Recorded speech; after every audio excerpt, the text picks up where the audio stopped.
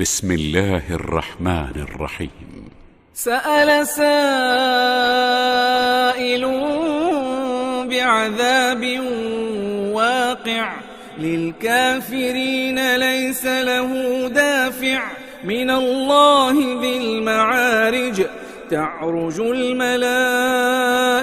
والروح إليه في يوم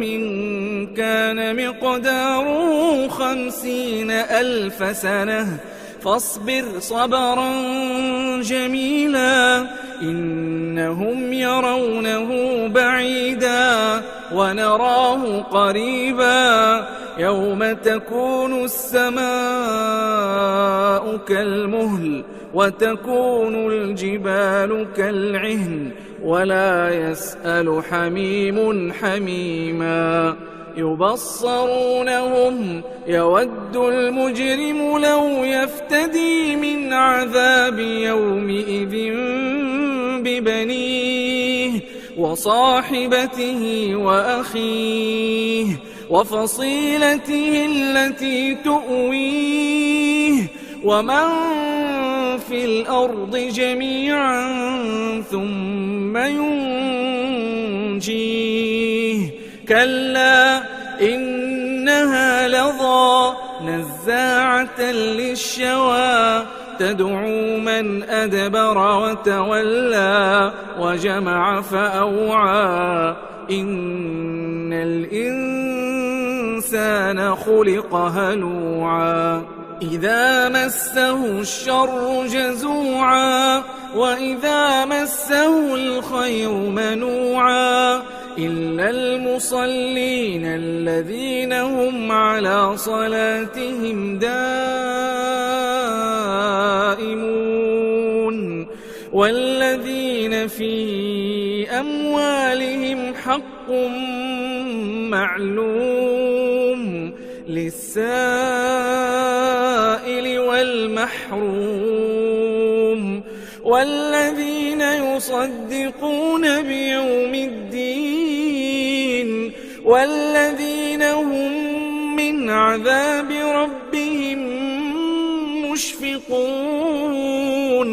إن عذاب ربهم غير مأمون والذين هم لفروجهم حافظون إلا على أزواجهم أو ما ملكت أيمانهم فإنهم غير ملومين فمن ابتغى وراء ذلك فأولئك هم العادون والذين هم لأماناتهم وعهدهم راعون والذين هم بشهاداتهم قائمون